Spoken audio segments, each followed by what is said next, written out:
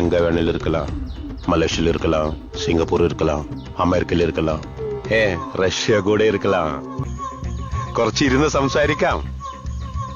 മനസ്സിലായില്ലേ? கொஞ்சம் உட்கார்ந்து பேசலாமா?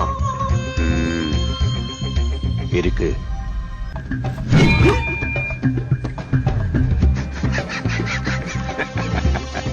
ഞാൻ ഉന്നെ കൊല്ലാൻ മാട്ടേ. ഞാൻ നിന്നെ കൊന്ന നിന്റെ ആളെങ്ക എന്നെ കൊല്ലും. അതെനിക്കറിയാം.